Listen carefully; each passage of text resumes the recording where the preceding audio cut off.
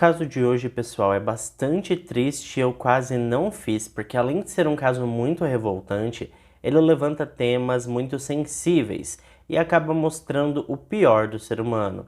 Tanto que ao mesmo tempo em que os pais estavam em luto, enterrando seu próprio filho, existiam pessoas fazendo protestos acalorados e condenando o jovem ao inferno e profetizando coisas horríveis para a família. Bom, como muitos de vocês disseram nos comentários aqui no YouTube e me mandaram direct no Instagram pedindo para eu contar a história do Matthew, hoje nós vamos navegar por esse mar sombrio. O tema central desse caso, pessoal, é a homofobia. E eu já adianto que se esse tema for sensível para você, para sua religião ou qualquer outra coisa do tipo, eu vou sugerir que você não assista o caso de hoje. Eu vou deixar em um comentário fixado aqui embaixo o link da playlist de casos criminais para que você possa encontrar um caso diferente para esse momento. Para aqueles que vão ficar comigo até o final desse caso, peguem seus lenços porque será difícil segurar as lágrimas e não tem como a gente mensurar a dor e o sofrimento desse jovem em seus últimos momentos de vida.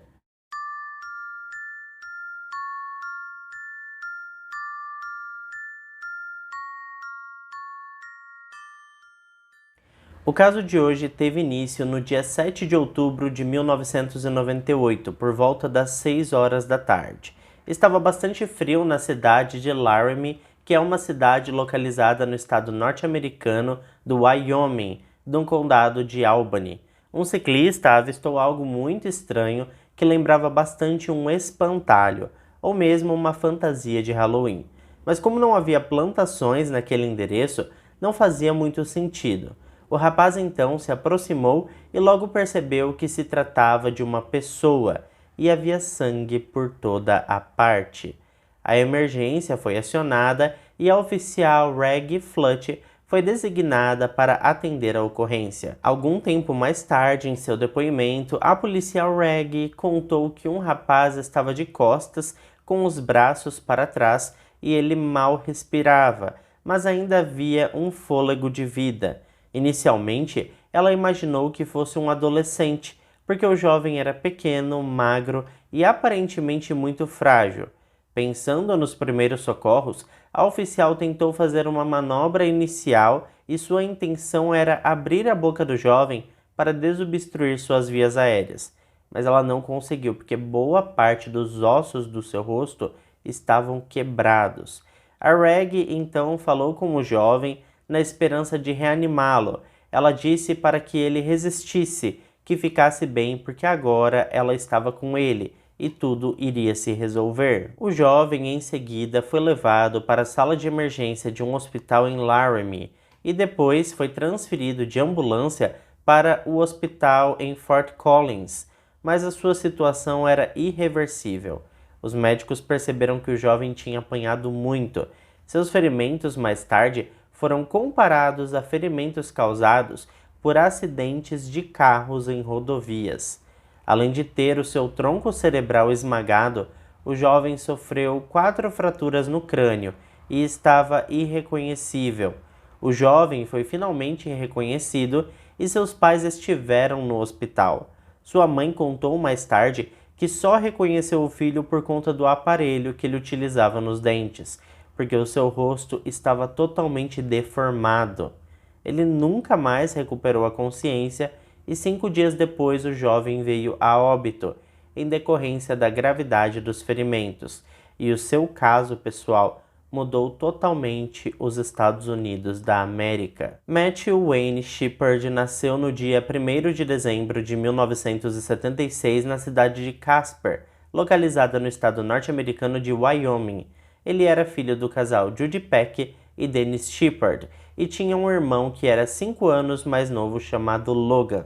Seus familiares e amigos o descreveram como um garoto curioso, inteligente, muito bondoso e sociável.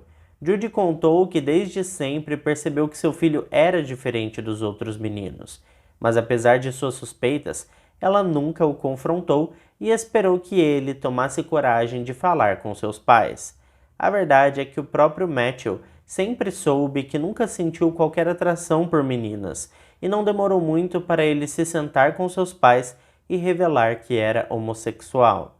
Bom, seus pais já sabiam disso e os dois contaram em entrevista mais tarde que, apesar disso ir contra a fé do casal e os ensinamentos que eles ouviam na igreja do bairro, eles decidiram acolher o seu filho e entenderam que o que ele precisava naquele momento era de amparo e amor, e nada mais. Mas é óbvio que a vida não seria tão fácil assim. Wyoming é um estado rural e conservador. E o Matthew, pessoal, não era diferente dos outros meninos apenas em sua personalidade e forma de pensar. Ele era fisicamente bastante diferente dos garotos da escola, ele era baixinho, magrinho e muito delicado. Para vocês terem ideia, quando ele estava com 21 anos de idade, o jovem tinha menos de 1,60 m de altura. Por conta principalmente de suas características físicas, o Matthew sofreu bullying na escola durante todo o período escolar. Não é à toa que ele se mudou de escola por 3 vezes, mas nada adiantava, porque os garotos estavam sempre prontos para atormentar a vida do Matthew. O que dava forças para o rapaz seguir em frente com a sua vida era que, apesar das piadas e chacotas no colégio, em casa ele era amado, respeitado e recebia muito carinho de seus pais. Ele era muito estudioso e bastante esforçado, tanto que uma parte do ensino médio ele cursou na Suíça, na American School. Em 1994, o Dennis, pai do Matthew, conseguiu um emprego muito bom em uma empresa chamada Saudi Aramco e foi convidado para trabalhar como inspetor de plataformas de petróleo na Arábia Saudita. É óbvio que ele aceitou a oferta e a família se mudou para aquele país. O Matthew, por outro lado, estava pensando na faculdade e assim que concluiu o ensino médio, ingressou na Universidade de Wyoming e acabou ficando nos Estados Unidos mesmo. Ele estudou Relações Exteriores, Letras e Ciências Políticas. Foi destaque em todas as matérias e acabou sendo escolhido como representante dos estudantes para o Conselho de Meio Ambiente do Estado. Foi na faculdade que o Matthew acabou se abrindo totalmente para o mundo e finalmente falou sobre a sua sexualidade sem medo e com bastante determinação. Ele também se envolveu com a associação LGBT da universidade e participava de palestras e campanhas de respeito às diversidades. E eu falei LGBT, pessoal, porque naquela altura a associação tinha esse nome, mas hoje a sigla tem mais letras. Mas, aparentemente, pessoal, o jovem não estava predestinado a ter nenhum momento de paz em sua vida. Tanto que, em fevereiro de 1995, quando estava com 19 anos de idade, Matthew participou de uma excursão com destino a Marrakech, no Marrocos. E em algum momento desse passeio, ele foi atacado, violentado e roubado por uma gangue de jovens, o que acarretou em diversos problemas como depressão e transtorno de estresse pós-traumático. É óbvio que ninguém levou muito a sério a denúncia do jovem e o acusaram de ser muito mariquinha, e no final das contas, nenhum processo foi instaurado, e as consequências desse ataque seguiram o jovem pelo resto de sua vida, que foi bastante curta, diga-se de passagem. O Matthew acabou não conseguindo lidar com tudo isso e procurou ajuda profissional, mas parecia que os resultados estavam demorando a aparecer, então ele procurou um atalho, assim como muitos jovens fazem quando não conseguem lidar com traumas e problemas pessoais. E aí, pessoal, ele começou a se envolver com entorpecentes, que nunca é a melhor saída. Bom, no começo eram somente coisas mais leves nas baladas, bebendo e dançando com amigos, mas aos poucos as coisas foram piorando e não demorou muito para ele começar a utilizar substâncias mais pesadas, e muitas delas com um custo bastante elevado, o que levou o Matthew a um outro problema. Ele precisava de dinheiro para manter os seus vícios, que a cada dia que passava estavam mais fortes. Ele então acabou criando uma conta em um site adulto onde oferecia serviços íntimos a quem estivesse disposto a pagar. Uma das melhores amigas do Matthew foi totalmente contra essa alternativa e ficou bastante chocada quando descobriu um parente seu marcando encontro com o Matthew. sem saber que eles eram amigos, é claro. Acontece, pessoal, que esse parente dela era casado e pai de família, e o Matthew chegou a explicar para ela que aquilo era mais comum do que ela imaginava, e que, embora o site fosse destinado ao público homossexual, a maioria dos homens que marcavam encontros com o Matthew eram homens casados e de todas as idades, que pediam sigilo absoluto e pagavam muito bem para que ele não revelasse a ninguém as suas identidades. E é bem assim mesmo, viu, pessoal? Isso acontece muito até os dias de hoje, mas a grande diferença é que antigamente existiam apenas sites, mas nos dias atuais existem aplicativos para encontros às escondidas e muitos homens casados colocam essa informação de que não podem ser descobertos e acabam nem colocando foto para manter tudo em sigilo absoluto. Enfim, não quero generalizar, mas é só uma informação que eu achei interessante passar para vocês, porque isso também tem em toda parte da internet, né? Mas enfim, o fato é que aos poucos o Matthew foi se enfiando cada vez mais nesse mundo perigoso. Seus amigos estavam bastante preocupados e seu terapeuta fazia de tudo para corrigir o curso errático que o jovem estava tomando. Esse trabalho conjunto foi muito importante para salvar o jovem dessa vida complicada. E finalmente, quando parecia que as coisas voltariam ao normal, uma tragédia horrível atingiu a família. O xerife do condado de Albany, Sr. Dave O'Malley, foi o investigador principal do caso do Matthew Shepard e explicou o que de fato aconteceu na terça-feira, dia 6 de outubro de 1998. O Matthew se encontrou com diversos amigos da faculdade para que juntos eles pudessem planejar a semana de conscientização LGBT no campus da cidade. Assim que as negociações acabaram, ele convidou seus amigos para tomar alguma coisa juntos. Mas a verdade é que ninguém estava muito afim de beber, e acabou que ele ficou sem companhia. Por volta das 10 horas da noite, Matthew Shepard, que a essa altura estava com 21 anos de idade, entrou sozinho no bar Fireside Lounge e se sentou para beber e pensar na vida. Ele confidenciou a um amigo que estava com uma boa quantidade de entorpecentes em seu carro, mas que tinha a intenção de levar a mercadoria para Denver e que depois disso ele nunca mais mexeria com coisas erradas. Do outro lado do bar tinha uma mesa redonda ocupada por uma dupla de amigos.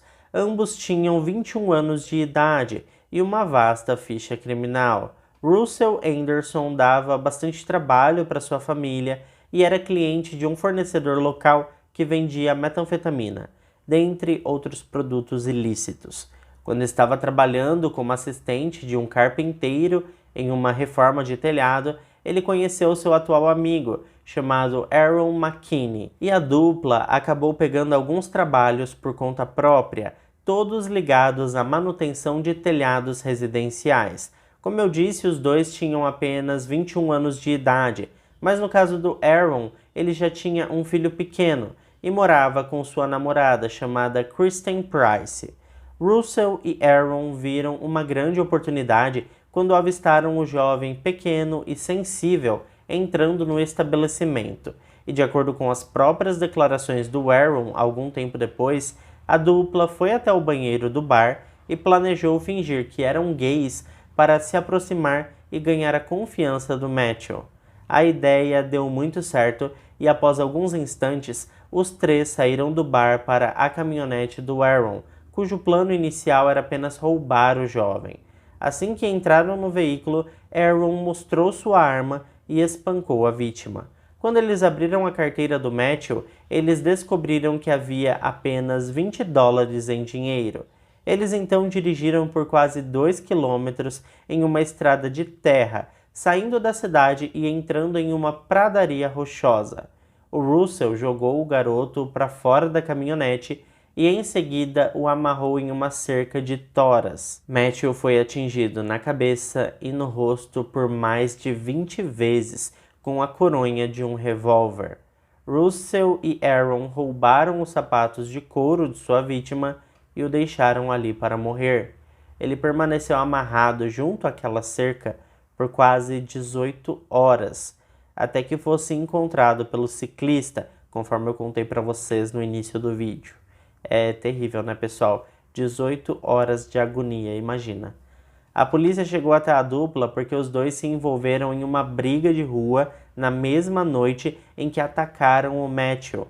Mas antes da chegada das autoridades, eles fugiram do local. Mas alguém anotou a placa do carro deles e no dia 8 de outubro, no final do dia, os policiais pararam o veículo do Aaron. Eles conversaram com as autoridades, mas não mencionaram nada sobre o Matthew, que a essa altura estava no hospital e seus pais estavam chegando da Arábia Saudita para encontrá-lo na unidade de tratamento intensivo. Russell e Aaron contaram com a ajuda de suas namoradas, que foram as responsáveis por confirmar os seus álibis quando conversaram com a polícia. Acontece que ao revistar o carro do Aaron, a polícia encontrou a arma utilizada no ataque ao Matthew, que estava ainda toda suja de sangue. As autoridades então voltaram a falar com as meninas, as namoradas dos dois rapazes, mas dessa vez as histórias mudaram e elas entraram em contradição, e por fim acabaram falando sobre o terrível espancamento do jovem.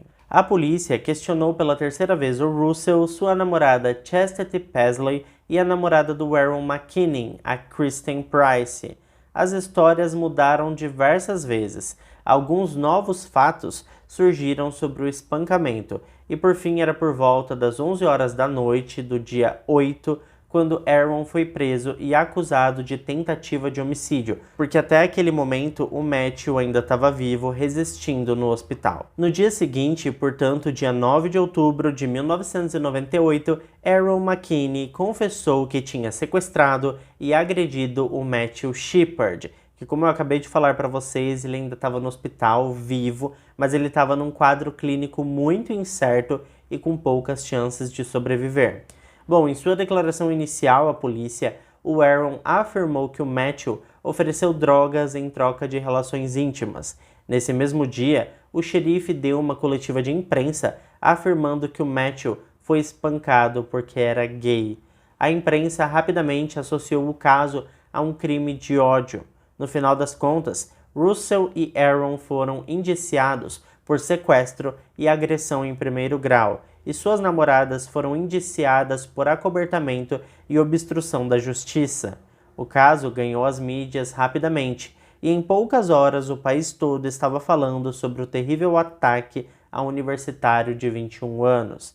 Até mesmo o presidente da época, o Bill Clinton, ligou para o hospital para expressar o seu apoio e desejo de breve recuperação ao garoto. Mas como eu disse para vocês no início do vídeo, lamentavelmente no dia 12 de outubro de 98, Matthew Shepard não resistiu aos ferimentos e veio a óbito. Diversos encontros memoriais foram realizados em todo o país, e com isso as acusações iniciais contra o Aaron e o Russell foram alteradas para assassinato em primeiro grau. A maneira como ele foi amarrado e deixado para morrer criou uma grande indignação nacional, principalmente quando o New York Times comparou essa atitude ao costume ocidental de pregar um coiote morto em uma cerca para afastar intrusos.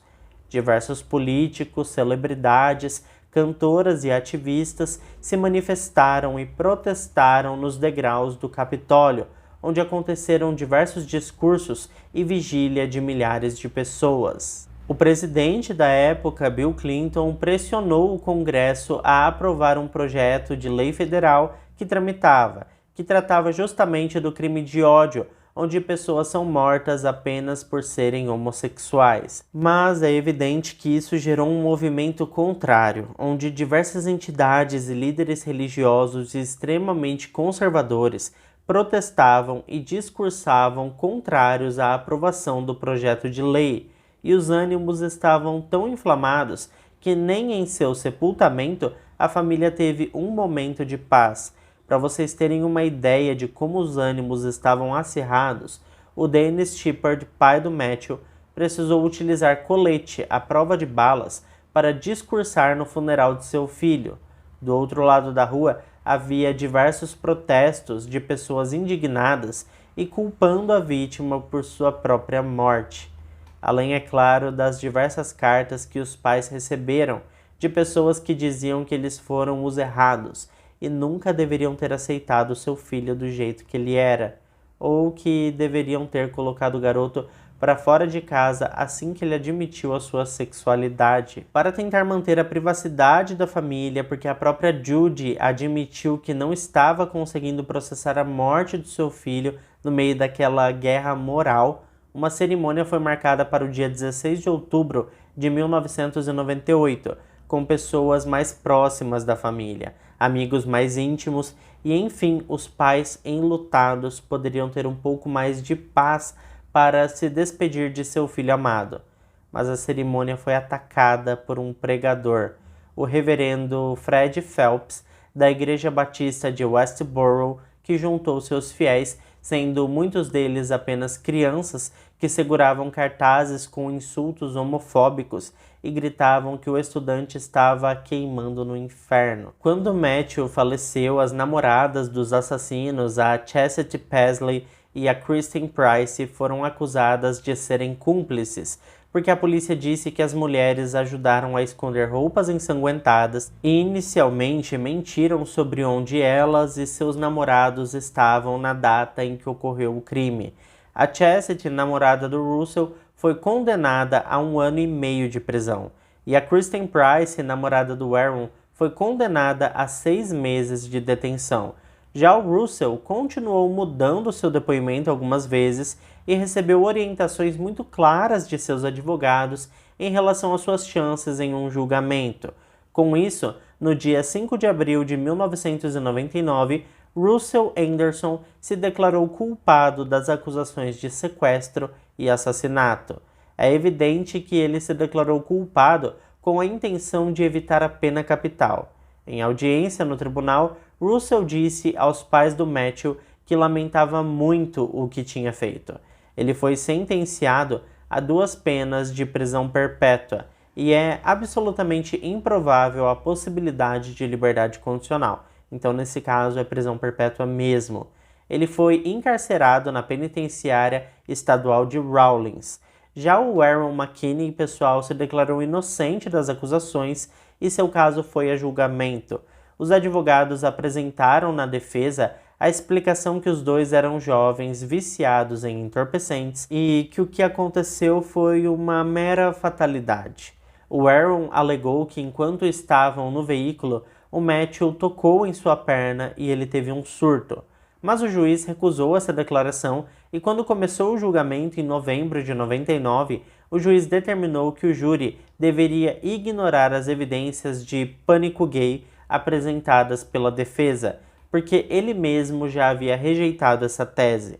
No dia 3 de novembro de 1999, Aaron McKinney foi condenado por sequestro, roubo agravado e assassinato em segundo grau. No dia seguinte, portanto, dia 4 de novembro de 99, antes que iniciasse a audiência de sentença, com medo do júri recomendar a pena capital, Aaron fechou um acordo com a promotoria no qual ele aceitava a pena de prisão perpétua sem possibilidade de liberdade condicional e assinou também um documento concordando em não recorrer a instâncias superiores.